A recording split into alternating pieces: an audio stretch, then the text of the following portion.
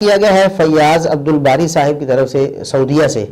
وہ سوال کرتے ہیں کہ ناد علی پر ایک ویڈیو بہت گردش کر رہی ہے سوشل میڈیا میں، اس کی حقیقت بتائیے. وہ ویڈیو بھی انہوں نے ہمیں بھیجی جس میں ایک مولوی صاحب جو بظاہر سنی لگ رہے ہیں، نام نہاد سنی ہوتے نا اس طرح کے جاہل کہیں کے، جو روافظ کی ہم نوائی کرتے ہیں، تو وہ روافظ کی ہم نوائی میں یہ بات کر رہے تھے کہ ناد علی یہ نبی کریم صلی اللہ علیہ وسلم کو یہ فرمایا گیا، اللہ کی طرف سے آواز دی گئی کہ احد کے میدان میں جب ایک دفعہ مسلمانوں پر سختی آئی، مصیبت آئی، اچانک حملہ ہو گیا، تو اس وقت کہتے ہیں اللہ کی طرف سے نبی کریم صلی اللہ علیہ وسلم کو یہ آواز دی گئی کہ اے نبی آپ بھی علی کو پکاریں. کیا الفاظ ہیں؟ ناد علی مظہر العجائبی، آپ علی کو پکاریں جو عجائب کا ظہور کرنے والے ہیں، یعنی جن کے ہاتھوں عجائب ظاہر ہوتے ہیں.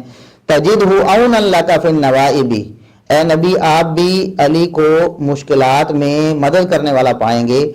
اور کل ہم و غم سینجلی بولایتک یا علی، اور اے علی آپ کی ولایت کی وجہ سے ہر غم اور ہر پریشانی چھٹ جائے گی، ختم ہو جائے گی. تو میں عرض کر رہا تھا کہ حضور نے یہ ارشاد فرمایا کہ صاحب میں کل جو ہے علم اس شخص کے ہاتھ میں دوں گا کہ جو اللہ اور اس کے رسول کو دوست رکھتا ہے اور اللہ اور اس کا رسول اس کو دوست رکھتے ہیں. تو تمام صحابہ کرام رضوان اللہ تعالیٰ علیہم اجمعین کے ذہنوں میں یہ بات تھی کہ صاحب یہ کاش آج جو ہے یہ علم جو ہے وہ اس کے ہاتھ میں آ جائے. اور سب یہ جانتے تھے کہ حضرت علی کی جو ہے طبیعت ناساز ہے اور حضرت علی جو ہے وہ آج جو ہے وہ شاید اس جنگ میں جو ہے شریک نہیں ہو پائیں گے. تو حضور نبی اکرم صلی اللہ تعالیٰ علیہ وسلم نے اس وقت یہ جملے ارشاد فرمائے کہ ناد علیم مظہر العجائب تجدہ عونا لک فی النوائب کل ہم و غم سینجلی بولایتک یا علی یا علی یا علی. ایک بار پھر پڑھیے ذرا، یہ پھر پڑھیے ذرا، ایک بار پھر پڑھیے پڑھ لیں جن کو آتی ہے. ناد علیم مظہر العجائب تجدہ عونا لک فی النوائب کل ہم و غم سینجلی بولایتک یا علی یا علی یا علی. بہت سے لوگ ہیں، اچھا بہت سے لوگ ہیں کہ وہ اس کے اندر کچھ اضافات کرتے ہیں، کہتے ہیں کہ صاحب ناد علی میں یہ ایک اضافہ کہ ناد علیم مظہر العجائب تجدہ عونا لک فی النوائب کل ہم و غم سینجلی بجلالتک یا اللہ یا اللہ یا اللہ بنبوتک یا محمد یا محمد یا محمد اور بولایتک یا علی یا علی. ہمارے استاد علامہ نصر اللہ خان صاحب اللہ تعالیٰ ان کے درجات بلند فرمائے اور جنت الفردوس میں ان کو اعلیٰ مقام عطا فرمائے. اچھا وہ بہت محتاط شخصیت تھے. دورہ حدیث ہم نے ان کے پاس کیا، اصغر بھائی نے بھی اور میں نے بھی، دونوں نے جو ہے مولانا اصغر صاحب نے اور میں نے دونوں نے جو ہے دورہ حدیث ان کے پاس کیا. وہ جامعہ رضویہ شمس العلوم میں اس وقت دورہ حدیث کروایا کرتے تھے، اور جو طلبہ سن رہے ہوں اگر میری بات کو تو وہ بھی اس کے گواہ ہیں. اور اصغر صاحب تشریف لائیں گے تو انشاءاللہ میں ان سے بھی یہ اس کی تصدیق آپ کو کروا کے دوں گا.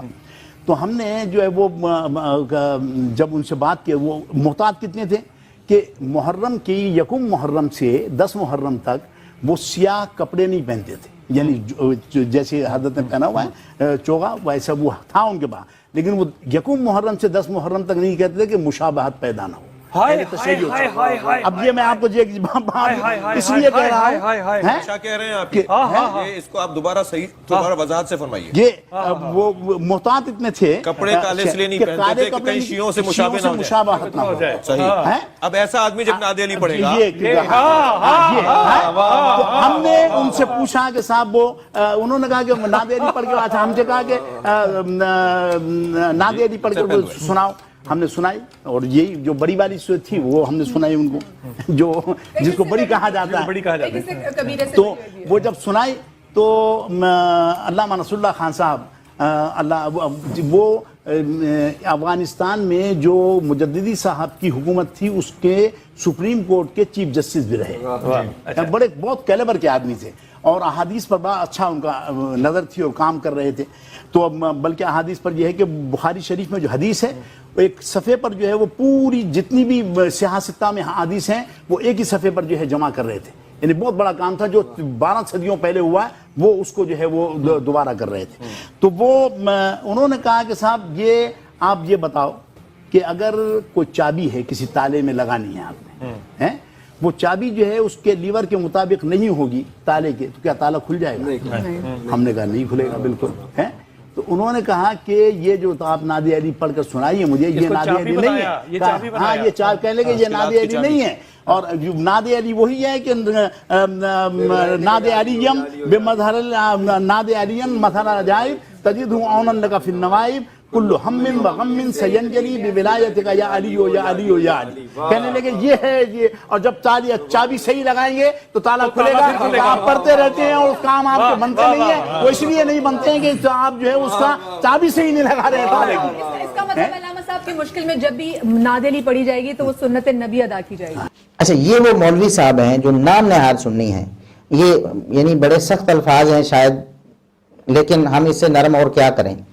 جب ایک شخص میڈیا پہ بیٹھ کے سنی ہونے کا دعوے دار بھی ہے, شکل و صورت بھی سنیوں والی ہے, اور ظاہر بھی یہی کیا جا رہا ہے کہ وہ سنی ہے, اور پھر روافظ کی ہمنوائی میں نبی کریم صلی اللہ علیہ وسلم کی گستاخی اور توہین بھی, اور صحابہ کرام کی گستاخی اور توہین بھی, اور شرک و کفر بھی وہ لوگوں میں پھیلا رہا ہے, تو پھر ہم اس کو نام نہاد سنی کم از کم یہ تو کہہ سکتے ہیں. اور یہ بھی ہم درد دل سے کہہ رہے ہیں, ہمیں ہمدردی ہے ان لوگوں کے ساتھ کہ یہ لوگ کن چکروں میں پڑ گئے ہیں. یہ بات دیکھیں کہ یہ روافظ نے یہ چیز گھڑی, یہ جو ناد علی والا ہے نا, ناد علی کے نام سے, اور آج یہ تمام بریلوی مکتب فکر میں یہ چیز رائج ہو چکی ہے. بریلوی مکتب فکر میں یہ چیز رائج ہو چکی ہے. آپ جناب الیاس اتاری قادری صاحب کو دیکھیں, انہوں نے بھی اس کے پڑھنے کی اجازت دی, بلکہ اس کو مستحب قرار دیا ہے کہ یہ پڑھیں, اس کی ترغیب دی ہے. حضرت شاہ محمد غوث گوالیاری علیہ رحمت اللہ الباری کی کتاب جواہر خمسہ, جس کے وظائف کی جید بزرگ اولیاء کرام نے اجازتیں دی, جن میں شاہ ولی اللہ محدث دہلوی علیہ رحمت اللہ القوی بھی شامل ہے. اس کتاب میں کہ ناد علی 7 بار یا 3 بار یا 1 بار پڑھے, یعنی ناد علی پڑھنے کی ترغیب ہے اس کتاب میں جواہر خمسہ میں, جس کی اجازت بہت سارے بزرگوں نے دی ہے, اور شاہ ولی اللہ صاحب محدث دہلوی علیہ رحمت اللہ القوی نے بھی دی ہے, جو مشہور بزرگ ہیں. جس ناد علی کو پڑھنے کی اجازت دی ہے وہ ناد علی بھی لکھا ہوا ہے ان کتب میں, یعنی حضرت علی کو پکارو جو عجائب کے مظہر ہیں, انہیں تمام مصیبتوں میں اپنا مددگار پائے گا, ہر رنج و غم دور ہو جائے گا آپ کی ولایت سے, اے علی اے علی اے علی. تو پیارے پیارے میٹھے صاحب بھائیو, آپ نے دیکھا کہ بزرگان دین بھی مولا مشکل کشا مانتے چلے آ رہے ہیں, اور حضرت علی کو نہ صرف پکارتے تھے بلکہ پکارنے کی انہوں نے تعلیم دی. اور ایک کتاب وہ پتہ نہیں کیا اس کا حوالہ دیا, وہ 11ویں صدی ہجری کا کوئی تھا یا 9ویں صدی ہجری کا, اس کا حوالہ دے دیا کہ اس کی کتاب آپ پڑھیں, اور اس میں یہ لکھا ہے. اور اس کے بعد ڈاکٹر طاہر القادری صاحب کی جو ویب سائٹ ہے فتویٰ کے نام سے, اس میں بھی عبدالقیوم ہزاروی نامی کوئی مفتی صاحب ہیں, انہوں نے بھی کہا کہ اس میں کوئی ایسی بری بات نہیں ہے, آپ اسے پڑھ سکتے ہیں, یہ دعائیہ کلمات ہیں. نعوذ باللہ نعوذ باللہ. اور ان لوگوں کو تھوڑا سا بھی خیال نہیں آیا کہ خود روافظ جو ہیں, خود شیعہ اس چیز کا رد کر رہے ہیں ان کے محققین کہ یہ دعا کہیں سے بھی ثابت نہیں ہے, نہ نبی کریم صلی اللہ علیہ وسلم سے, نہ ان کے بقول جو ائمہ معصومین ہیں ان سے, کہیں سے ثابت نہیں ہے. یہ جھوٹ کا پلندہ ہے, اور ان لوگوں نے اسے لے لیا روافظ سے, اور روافظ سے بھی بڑھ کر اس پر عمل پیرا ہو گئے اس شرک و کفر پر مبنی عبارت کے. اب دیکھیں اس پر سب سے پہلے یہ ہمارا چیلنج ہے ناد علی کے بارے میں. یہ جو کہا جاتا ہے نا کہ احد کے میدان میں نبی کریم صلی اللہ علیہ وسلم کو اللہ نے فرمایا کہ آپ علی کو پکاریں, نعوذ باللہ نعوذ باللہ نعوذ باللہ ثم نعوذ باللہ ثم نعوذ باللہ. کتنا بڑا کفر ہے یہ, کتنی بڑی گستاخی اور توہین ہے کہ نبی کریم صلی اللہ علیہ وسلم اگر اولیاء جو ہیں وہ مدد کرتے ہیں ما فوق الاسباب, تو پھر انبیاء تو ان سے بڑھ کے مدد کرتے ہیں, تو پھر ایک نبی کو محتاج بنایا جا رہا ہے ایک ولی کے, یا علی رضی اللہ عنہ کے جو صحابی ہیں اور امتی ہیں ان کا محتاج بنایا جا رہا ہے, اور ما فوق الاسباب ان سے مانگنے کی ترغیب یعنی بتائی جا رہی ہے کہ اللہ نے نبی کو یہ ترغیب دی. نعوذ باللہ. یہ اللہ پر بھی بہتان اور جھوٹ ہے, اور اللہ رب العزت کی بھی توہین ہے. اللہ رب العزت خود مدد کرتا ہے ما فوق الاسباب, اور ما فوق الاسباب کوئی بھی مدد نہیں کر سکتا. یہ قرآن کریم میں بہت جگہ اللہ رب العزت نے فرمایا ہے، اپنے نبی کریم صلی اللہ علیہ وسلم کو بھی یہی سکھایا ہے کہ آپ کے لیے اللہ کے سوا کوئی مددگار ما فوق الاسباب نہیں ہو سکتا۔ اچھا، یہ سب سے پہلے یہ ہمارا چیلنج ہے کہ 9ویں صدی ہجری سے پہلے اس ناد علی کا کوئی وجود دنیا میں شیعہ کی کتابوں میں بھی نہیں ہے۔ روافظ بھی اپنی کتابوں سے اس کا ثبوت 9ویں صدی ہجری سے پیچھے پیش کر سکتے ہیں؟ نہیں۔ اور 9ویں صدی ہجری میں کسی نے گھڑی تو نبی کریم صلی اللہ علیہ وسلم کی طرف کیسے منسوب ہوگی؟ اور اگر یہ کوئی روایت ہوتی، چلو من گھڑت سند کے ساتھ ہوتی، کوئی اس کی جھوٹی سچی کوئی سند ہوتی، تو پہلی کتابوں میں پہلی صدی، دوسری صدی، تیسری صدی، چوتھی، پانچویں، چھٹی صدی، 8ویں، 9ویں صدی تک خود روافظ اور شیعہ بھی اس دعا کو نہیں پڑھتے رہے، اتنی عظیم دعا تھی، تو کہاں تھے وہ؟ ان کے بزرگوں نے ان کو کیوں نہیں بتائی تھی؟ کسی کتاب میں کیوں نہیں لکھی تھی؟ 9ویں صدی ہجری سے پہلے اس کا کوئی وجود نہیں۔ اور 9ویں صدی ہجری میں بھی ایک ان کے عالم ہیں شیعہ کے، ابراہیم بن علی عاملی کفامی، اس نے اپنی کتاب المصباح، جو معروف نام ہے اس کا المصباح، اس کتاب میں صفحہ نمبر 207 پہ صرف یہ 2 شعر لکھے کہ ان شعروں کو مصیبت میں پڑھنا چاہیے۔ نہ یہ بتایا کہ نبی کریم صلی اللہ علیہ وسلم نے پڑھے، نہ یہ بتایا اللہ نے حکم دیا، نہ اہل بیت میں سے کسی کی طرف منسوب کیے، نہ ائمہ معصومین میں سے کسی کی طرف منسوب کیے، صرف لکھ دیا کہ یہ شعر جو ہیں وہ پڑھنے چاہیے۔ اچھا جی، اس کے بعد ان کے مجلسی جو بہار الانوار کے مصنف ہیں، مشہور ان کے عالم ہیں علامہ مجلسی، انہوں نے اپنی کتاب بہار الانوار میں اس حدیث کو ان الفاظ کو، من گھڑت الفاظ کو اور جھوٹے شرکیہ کفریہ الفاظ کو عبداللہ بن مسعود رضی اللہ عنہ کی طرف منسوب کر دیا۔ اور یہاں مزے کی بات یہ ہے کہ بہار الانوار میں بھی عبداللہ بن مسعود رضی اللہ عنہ کی طرف نسبت نہیں تھی، بلکہ بہار الانوار سے نقل کرتے ہوئے محمد مہدی الحائری جو 1369 ہجری میں دنیا سے گیا ہے، اس نے علامہ مجلسی کے ذمے یہ بات لگا دی کہ علامہ مجلسی نے اپنی کتاب بہار الانوار میں عبداللہ بن مسعود سے یہ روایت کیا ہے کہ نبی صلی اللہ علیہ وسلم کو احد والے دن یہ ندا آئی کہ آپ علی کو پکاریں۔ اندازہ کریں، محقق یہ بات خود لکھتا ہے کہ مجھے بہار الانوار میں علامہ مجلسی کی ایسی کوئی عبارت نہیں ملی جس میں عبداللہ بن مسعود رضی اللہ عنہ کی طرف اس کو منسوب کیا گیا ہو اور نبی کریم صلی اللہ علیہ وسلم کو پڑھنے کا کہا گیا ہو۔ ایسی کوئی روایت علامہ مجلسی نے بھی نہیں لکھی۔ علامہ مجلسی نے بھی اس کو عبداللہ بن مسعود یا نبی صلی اللہ علیہ وسلم کی طرف منسوب نہیں کیا۔ یہ محققین شیعہ بھی خود کہہ رہے ہیں، وہ بتا رہے ہیں کہ محمد مہدی الحائری نے یہ خیانت کی ہے یا تعریف کی ہے، اور ان کے بقول غلطی لگی ہے اسے کہ اس نے یہ بات جھوٹی لکھ دی ہے۔ اب اس کے بعد آتے ہیں 1320 ہجری میں ان کے روافظ کے مشہور محدث نوری، اس نے اپنی کتاب مستدرک الوسائل میں یہ بات لکھ دی کہ یہ دونوں جو شعر ہیں یہ کسی معصوم کی طرف اس کی نسبت نہیں، یعنی ائمہ معصومین جو ان کے ہیں نا، یا اہل بیت کی طرف یا نبی صلی اللہ علیہ وسلم کی طرف نسبت نہیں کی، بلکہ لکھا کہ وَرَأَيْتُ بِخَطِّ الشَّهِيدِ رَحِمَهُ اللَّهُ ذَاكَرَ لِرَدِّ الزَّائِعِ وَالْعَابِقِ تَكْرَارَ هَذَيْنِ الْبَيْتَيْنِ۔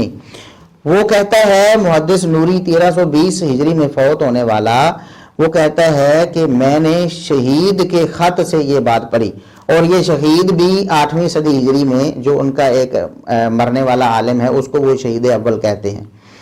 8ویں صدی ہجری یا 9ویں صدی ہجری میں مرنے والا، قتل ہونے والا جس کو وہ شہید کہہ رہے ہیں، کہتے ہیں میں نے اس کے ہاتھ سے لکھا پڑھا کہ ان 2 شعروں کو مصیبت کے وقت یا کوئی چیز آپ کی گم ہو جائے یا کوئی غلام بھاگ جائے تو اس وقت آپ اسے پڑھیں، ان 2 شعروں کو۔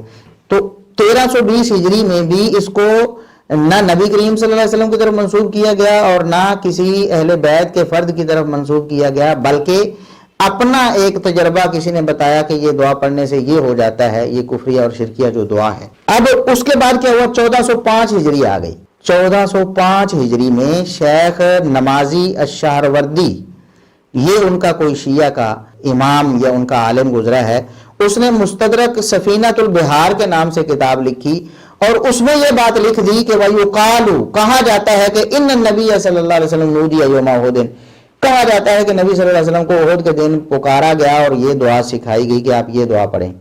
اندازہ کریں کہ 9ویں صدی ہجری میں اس من گھڑت دعا کو گھڑا گیا، پھر اگلی صدی میں اس کو تھوڑا سا آگے لے جایا گیا، پھر اگلی صدی میں تھوڑا سا آگے لے جایا گیا، اور پھر اگلی صدی میں 13ویں 14ویں صدی میں آ کر اس کو نبی کریم صلی اللہ علیہ وسلم کی طرف منسوب کر دیا گیا۔ کتنا بڑا جھوٹ ہے، کتنی بڑی خیانت ہے۔ اور ہم آپ کو بتاتے ہیں کہ اہل سنت کے جن علماء نے جھوٹی روایتوں پر کتابیں لکھی ہیں انہوں نے اس کا سختی سے رد کیا ہے۔ پہلا حوالہ ملا علی قاری حنفی کا ہے۔ یہ ہمارے بریلوی بھائی بھی حنفی ہے نا، تو کم از کم اپنے حنفی کی بات ہی مان لیں۔ ملا علی قاری حنفی جو 1014 ہجری میں فوت ہوئے، یعنی 11ویں صدی ہجری میں فوت ہونے والے ملا علی قاری، وہ اپنی کتاب الاسرار المرفوعہ فی الاخبار الموضوعہ میں لکھتے ہیں کہ وَقَضَى مِن مُفْتَرَيَاتِ الشِّیعَةِ الشَّنِیَّةِ حدیث نادِ علیًا، کہتے ہیں کہ شیعہ شنیہ جو بدبخت شیعہ روافض ہیں ان کی گھڑی ہوئی باتوں میں سے ایک گھڑی ہوئی گھڑنت یہ ہے کہ ناد علیًا والی روایت انہوں نے گھڑی ہے۔ اور کشف الخفاء میں علامہ اجلونی جو بہت بڑے عالم ہیں اور انہوں نے بھی یہ من گھڑت روایتوں پہ کتاب لکھی ہے، 1162 ہجری میں فوت ہوئے ہیں، انہوں نے بھی لکھا وَقَضَى مِن مُفْتَرَيَاتِ الشِّیعَةِ حدیث ناد علیًا، وہی الفاظ تقریباً ملتے جلتے کہ شیعہ کی گھڑنتوں میں سے، ان کی من گھڑت روایتوں میں سے جو شیعہ نے گھڑ کر نبی کریم صلی اللہ علیہ وسلم کی طرف منسوب کی ہیں، ان میں سے ایک یہ ہے ناد علیًا۔ اہل سنت کے علماء میں سے جنہوں نے بھی کہا، انہوں نے کہا یہ من گھڑت بات ہے۔ روافظ کے محققین بھی کہہ رہے ہیں کہ اس کی کوئی سند ہمیں نہیں ملی، کوئی سند نہیں ملی، 9ویں صدی ہجری سے اس کا کوئی وجود ہی پہلے نہیں ہے۔ تو پھر نبی کریم صلی اللہ علیہ وسلم سے یہ عبداللہ بن مسعود رضی اللہ عنہ سے کیسے ثابت ہو گیا؟ اور اہل سنت کی کسی کتاب میں قطعاً عبداللہ بن مسعود رضی اللہ عنہ سے نبی کریم صلی اللہ علیہ وسلم کی طرف منسوب کر کے آپ کو کہا گیا ہو، قطعاً ایک جھوٹی روایت بھی نہیں دکھا سکتے یہ لوگ۔ تو ان لوگوں کو پھر خدا کا خوف نہیں آتا۔